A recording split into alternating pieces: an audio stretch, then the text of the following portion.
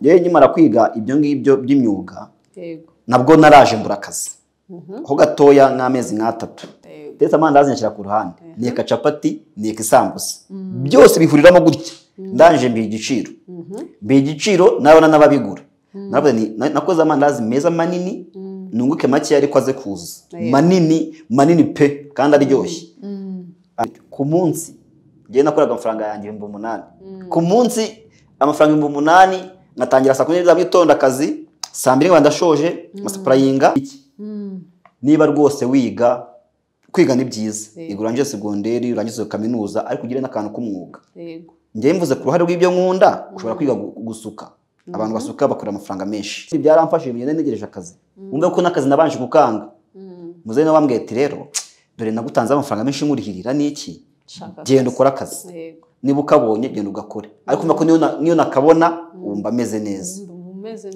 ibyo mbivugiye iki rero niba wiga yagezeho n'akandi kantu k'umwuga ikindi kandi wenda ibyo byo tubirenzeho muri Afrika by'umwihariko mu Rwanda dukunda kugira ikintu cy'ingeso yo kwigana no guteka ni urugero nshaka kuguhereza nye aka kanya mbuza akazi ngewe mfite geto yanjye inzu yanjye mbamo mfite ibikoresho mfite gaze mfite iki nge nacuruza ibiryo kandi nkabona amafaranga menshi cyane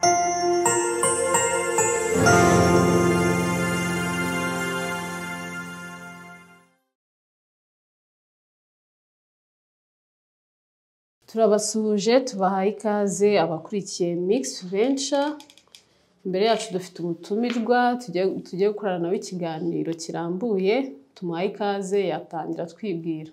Murakoze cyane njye nitwa Chef Rama yabavuze umuchef cyangwa chief urabyumva yego ni umuntu uteka yego ariko nyine urumva hano hari abantu batandukanye badukurikiye ivuge neza uvuge ngo ni amazina yawe yombi amazina yanjye ubundi njya nyayo nitwa Ndagiyonimana Dismas ariko nyine kubera ibintu simubizi se byo gukoresha ama YouTube ama TikTok ama Instagram Twitter n'ibindi aho niho nza nitwa Chef Rama yego Chef Rama rero ubwo tukibyumva neza uri umuchef uri umutetsi uko bivuze sasa rero tujye twinjira mu kiganiro neza kuba umuchef byavuye warabyize wabyize muri segonderi wize segonderi ubyiga nyuma byagenze gute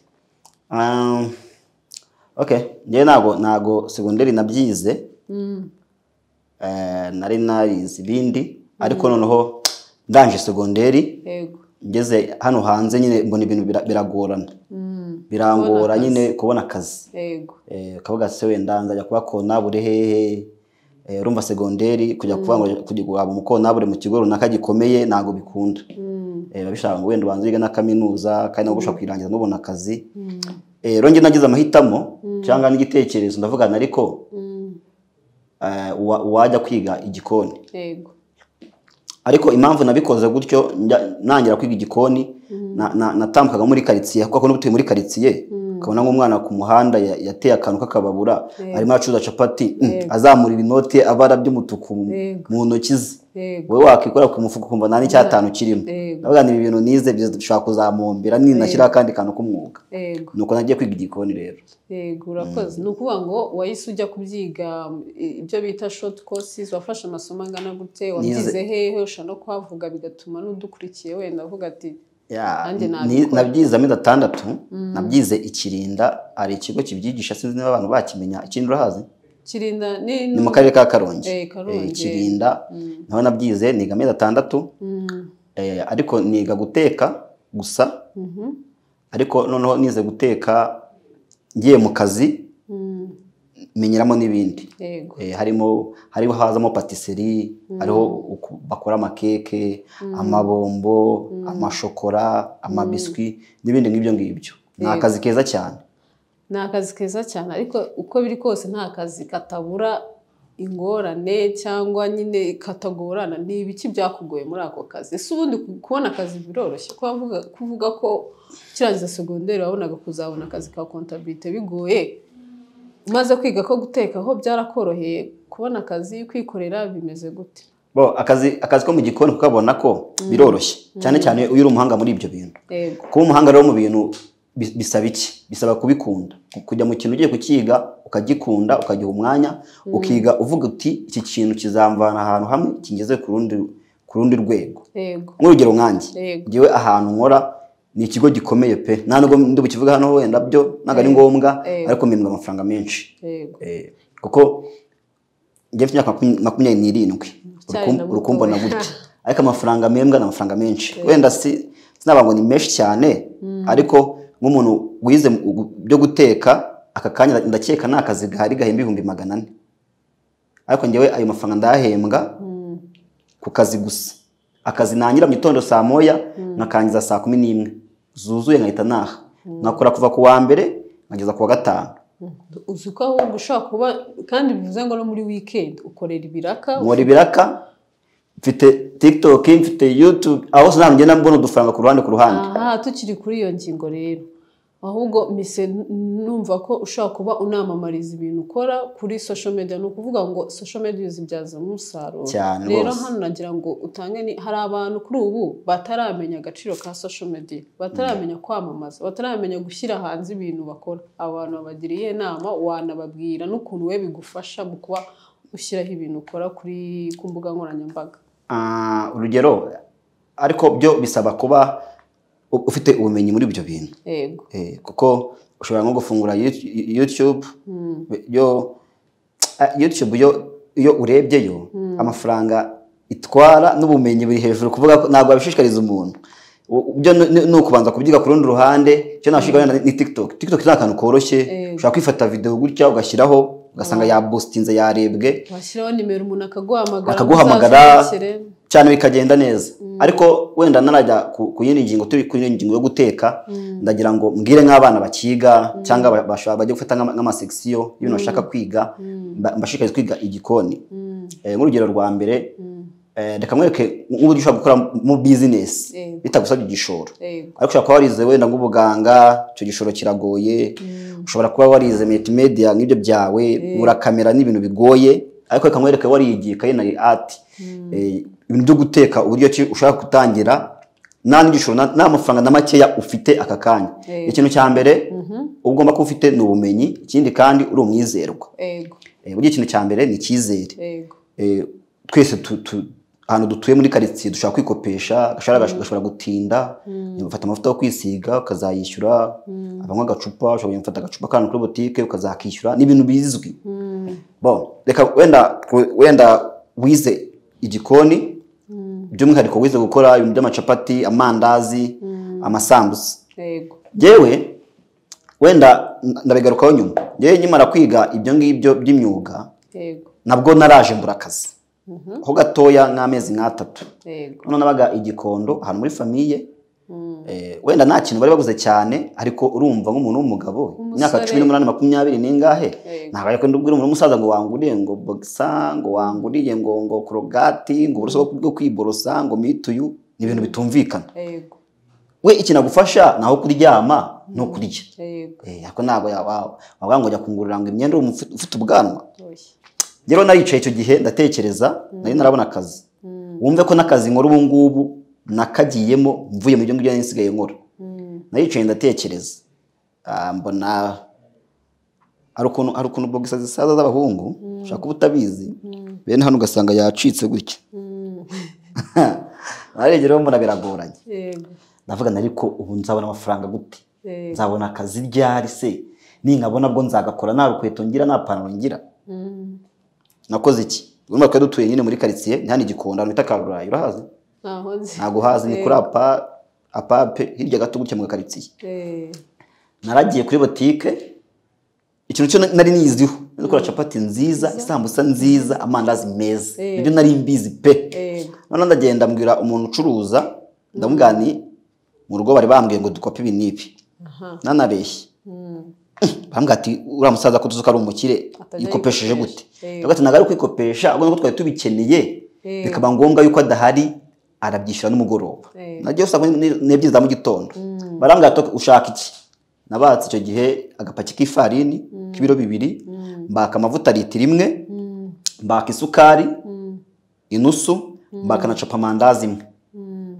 Ibyo ngibyo ubwabyo ubibaze byose hamwe ntabwo birengeje amafaranga 5,000 cyangwa 6,000 urumva mu rugo hari amakara n'amavuta arahari ariko ndavuga ngiye ntabwo njya gukinjira muri business abandi ngo njye gufata ibintu nibwo ndebe ko basi nabatwara kimwe muri byo kitari bugaragaza icyuho yego kuko urumva naragiye tanjya mu gikoni fata amakara fata amavuta yanjye neka amandazi gutyo gusa uko ndi kubikubwira yego kandi urumva nanone nk'umuntu w'umusore nari kujya kuzunguza ntabwo najya koza nzunguza indobo mu muhanda nabikoze VIP kandi bikora neza natetse amandazi njyewe ubwo ndi kwibaza ubwo iseta yabaye hehe ndeka ndabikubwira tetse amandazi nyashyira ku ruhande neka capati neka isambusa byose bihuriramo gutya ndanje mbi igiciro nabona n'ababigura nakoze amandazi meza manini nunguke make ariko aze kuza manini pe kandi aryoshye n'amasambusa na capati yego noneho mera ko alimentation hari bita kwa Kaboyi abantu bashaka kuba bahazi ku muhanda w'amabuye uzamuka gutyo ujya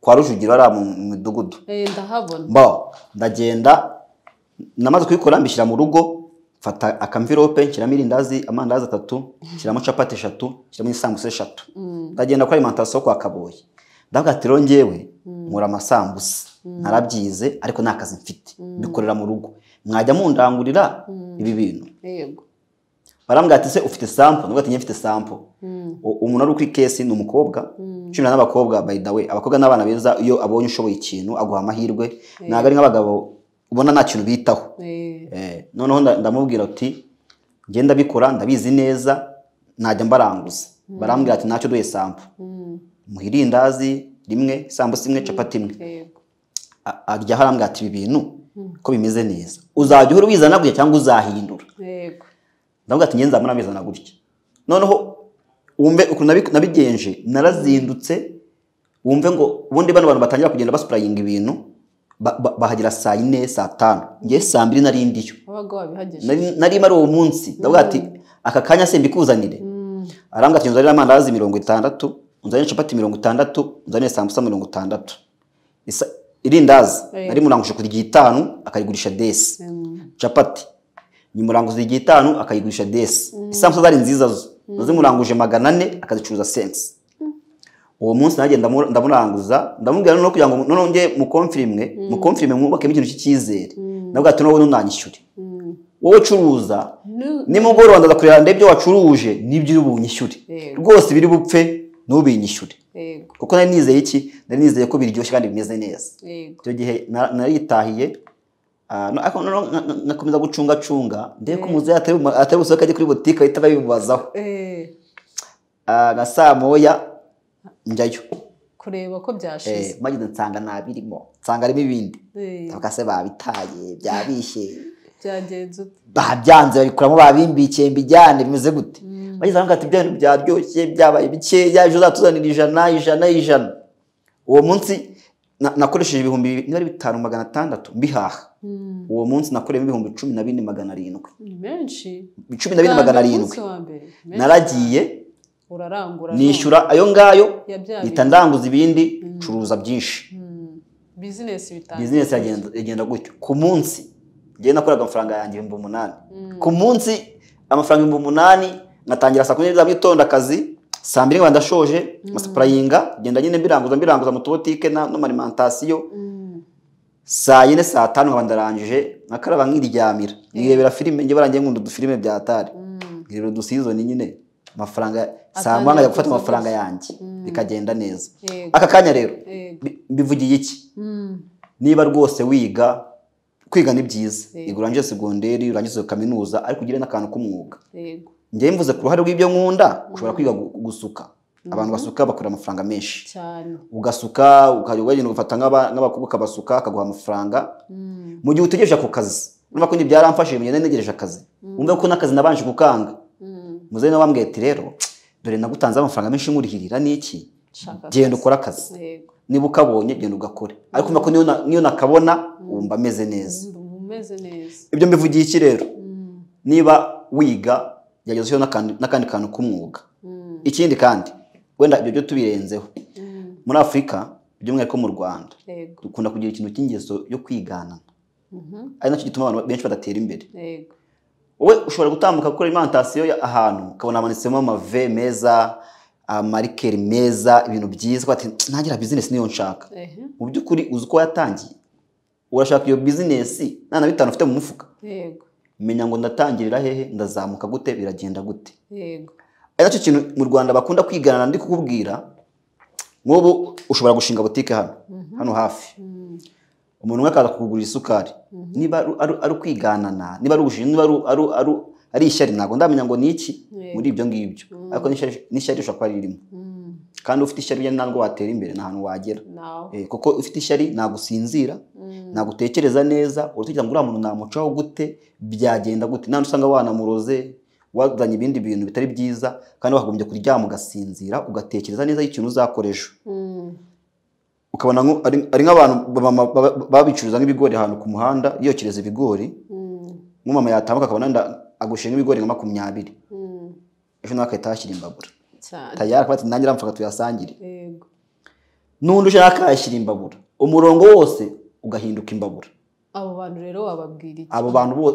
niba ushinze imbabura gutyo ku murongo muri abantu 10 abo bakiriya muzabakura hehe akantu rero ugomba gukora niba uje ukabona aracuruza imbabura y'ibigori kandi afite abantu b'abakiriya b'ibigori bagura ibigori zana kirida ikigori iyo kigiye mu kanwa gifatamo zana kirida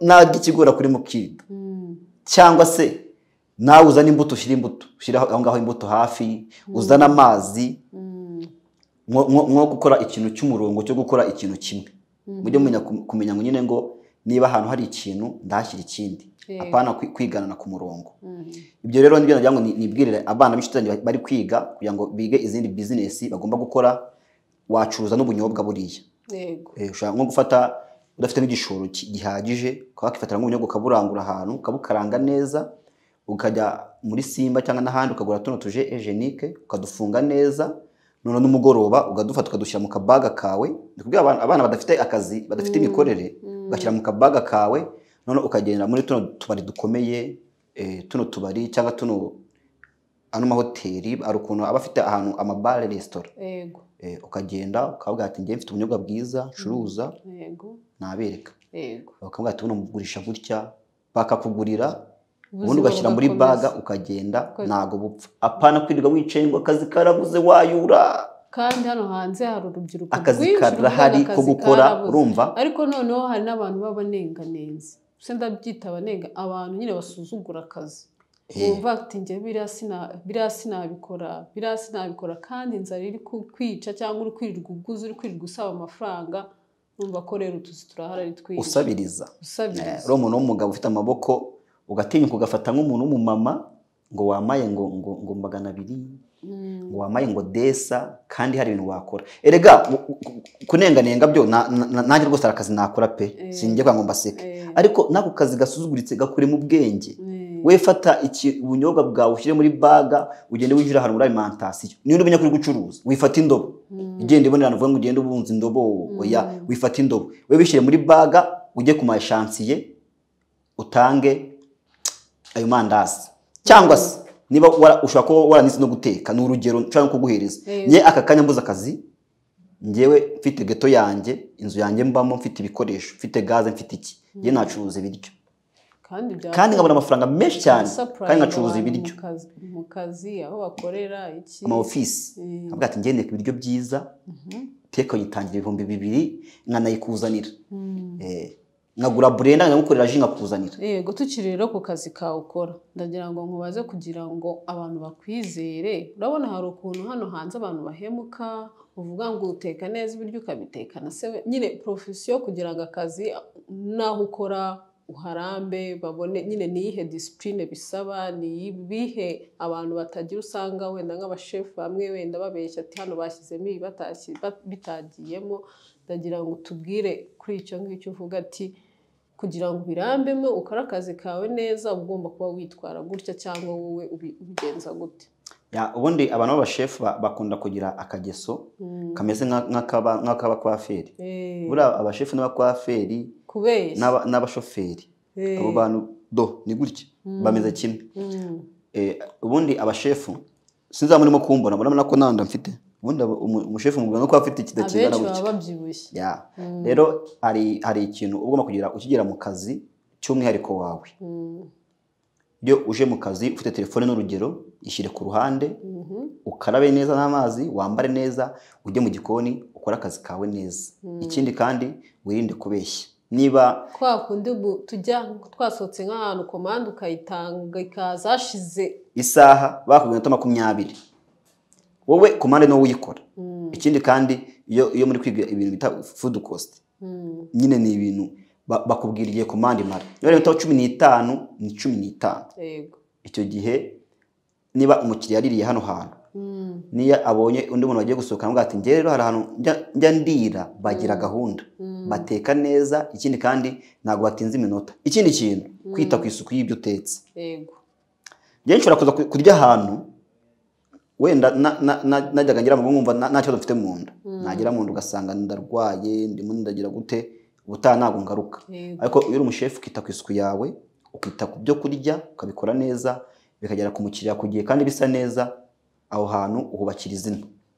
Rero sasa nagira ngo uvuge nko wabivuze muri weekend ubona umwanya, hari umuntu waguhamagara ngo umfashe tubwire uteka gutya service ugutanga muri make mu gihe utari mu kazi, kugira ngo abantu bagushaka bakubona, abo wakigisha YouTube channel yawe. Nubwo udafite audience nini ariko ntushobora gusanga ari nk'abantu no yaba umwe.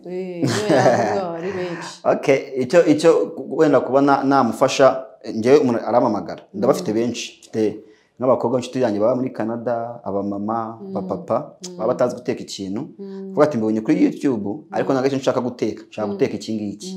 Ikintu mfasha ndamwani okay, mamagara kora video none uteke, mubwira ngo shyiramo gutya, agateka bikagenda neza pe cyane. N'abari mu Rwanda rero ushaka gukora nk'ikintu uramamagara cyangwa ukanyandikira kuri WhatsApp nkagufasha. Ariko ubu nyine mbere najyaga nkora ibiraka, najyaga nza nyine nkaba nakora umuntu iwe nkakora ibiraka, ariko ubu sinibikora pe.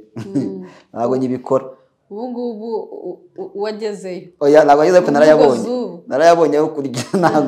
Ntabwo njya gukora ibiraka mu ngo z'abantu, ariko nagufasha, nakurangira umutekinisiye ubikora, umutetsi mugenzi wanjye, baba hari benshi akayaza akagufasha. Ariko by'umwihariko nshishikarize urubyiruko. Nk'ubu ngubu mfite nk'abantu nka 6 muri weekend byanze bikunze bagomba kubarangira ibiraka. Agenda agatekera abantu 50, agatana senkanize 40 yiwe. Wakora iki wakunyuza mu mafaranga se? Ni menshi cyane. Okay, YouTube yanjye rero nitwa Chef Rama 2. Ujyeho ukore na subscribe, urebe wige guteka. Mwakoze kudusura hano muri Mix Venture. Natwe dukora ibintu bitandukanye, dukora ama software development. Hari umuntu ufite ibintu byo akora ashaka kubishyira kuri website kugira ngo umuntu uri nko hanze abibone. Dukora n'ama video, turanafotora, dufite studio, dukora ibintu byinshi bitandukanye. Natwe mutugane kandi mukomeze mukore subscribe. Dukeneye audience nini cyane, tubafite ibintu by'ubwenge bwinshi tubigisha cyane kabisa. Utekerereze ukaba wamenya gukorera amafaranga, twagufasha kumenya uko kwaka inguzanyo muri banki bigenda, tukaguzanira n'ibigo bitandukanye byinshi cyane. Rero wakoze kwitabira ubutumire bwacu, uzagaruke. Bibe byiza. Mwakoze.